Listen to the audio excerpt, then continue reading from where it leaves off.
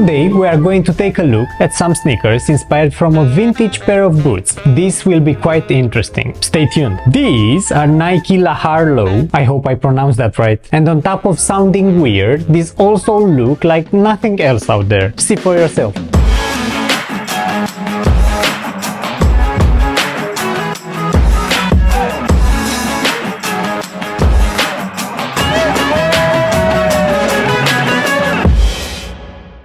Okay, to give these a bit of background, you have to know that this pair represents Nike's attempt to bring back the 1989 Lahar Escape boot from its archives, which was a fully functional high-top hiking boot, but adjusting the design to also fit in the concrete jungle. Have they achieved their goal? Well, let's break this apart by starting with their looks. If we are to ignore the Nike swooshes, these sneakers don't overtly look like a pair of Nikes, and because branding is subtle on these, you will definitely be questioned about them by the ones around you. Not only from a looks point of view, but also from a build standpoint, they're the aftermaths of a romantic dinner between a sneaker and a hiking boot. We may call them Snoots. They come in different colorways, and the one I'm holding sits in a beetroot shade and brown overlays as the ground from which they have been pulled from. One thing is for sure, retro curvy lines and chunkiness is the main theme with these. On top of the brown overlays, we can also spot black ones on one side and in the toes area, a beefy sole, thick laces, and the matching beetroot red interior lining. Brown overlays can be also spotted on the tongue and round ones in the back, surrounding what are one of the biggest and meanest pull loops out there that scream, "Let's go hiking!" Because I have mentioned branding, let's see how minimal it really is. An embroidered Nike swoosh sits on one side and another one on the tongue. A bright orange one can be spotted on the outsole, and the last one, a Nike logo that's sitting on the interior right on the insole. Also, a Nike text can be seen written on the pull loop, and that's about it. The outsole features a wild pattern that I have not seen before, but looks pretty nice and features little random white dots as if stars were taken from the night sky and thrown in the rubber mix while making it. This episode has a romantic vibe, I know. Now, materials wise, the upper is composed of different synthetic textiles layered on top of each other, and the brown overlays that sit in the lacing area on the tongue and surrounding the pull loop are made from pig leather. The beetroot textile together with the brown one are thick and rigid. The tongue uses the same material on the exterior. The eyelets are made from metal and the laces from thick strung ropes that can be used to hang outlaws. So much with the romance. The interior is made from a softer mesh that hopefully will offer some breathability, and the insole is thin and soft, and have I mentioned thin? This one is borrowed rather from a sneaker than a boot. Midsole is rigid, as well as the outsole that is made from solid rubber. Also from the same rubber are made the black overlays that we can spot on the side and in the front. In the padding department, yes, these are heavily cushioned everywhere, in the forefoot, midfoot, in the tongue, and especially in the back, where we can stumble upon very thick padding. The heel pull loop is made from white synthetic straps that also seem that can hang something. I have to say, all of this padding and overall chunkiness makes me wonder, are these sneakers heavy? Surprisingly, not at all. Okay, let's dig deeper into their features. And here we can talk about the mother of versatility in sneakers, because this hybrid pair of sneakers are inspired from hiking boots, manufactured with hiking boots materials, but made to be worn in the city. I have to say, these are big, bold,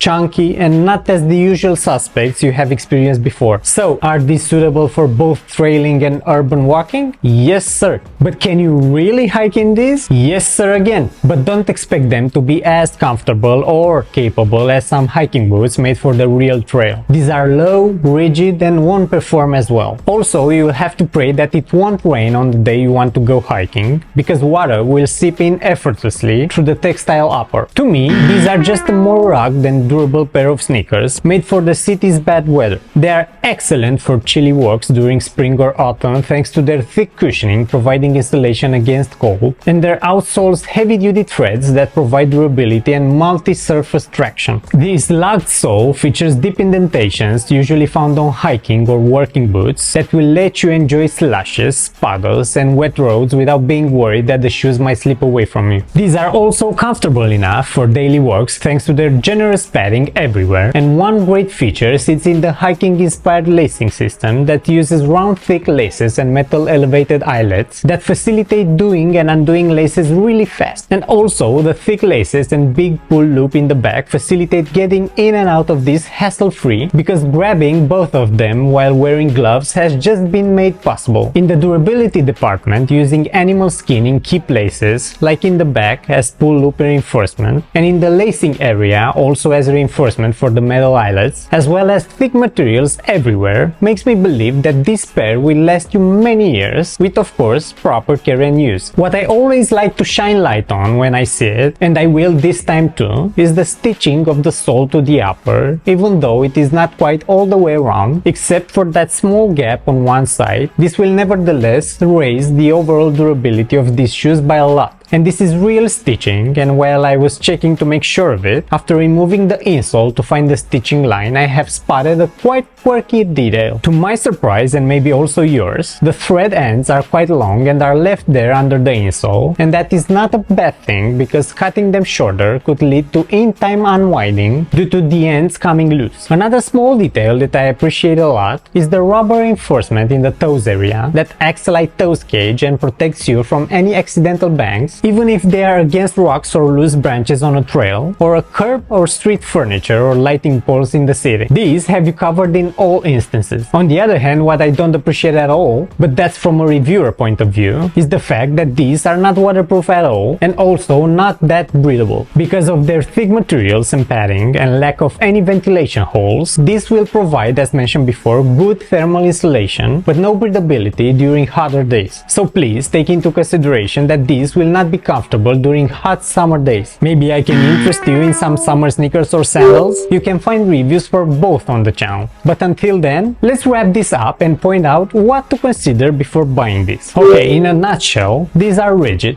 durable, and wacky looking. If you're wondering how do they fit on foot, well, even Nike mentions a fit small. We recommend ordering a half size up, so who are we to argue? Well, not we, but what about the customers? Scrolling through these sneakers reviews, the majority of buyers reported these as very comfortable, but during our own testing, we found out that they need a break-in period of a couple of days to feel right. Also, you can expect some blisters while breaking them in. And guys, this is where you should pay attention, because while these were launched with women's exclusive sizes, you should go 1.5 size up to get the right fit, but also you should really try them on first before buying to avoid any major headaches. So what do you think about these quirky, unusual pair of Snoots? Please leave your thoughts below. I think these will for sure stand out in the urban environment and attract lots of compliments. That was it. See you in the next one. While you are writing your comment, consider joining our channel subscribers. It would help us a lot to find more wacky sneakers and undress them in front of the camera.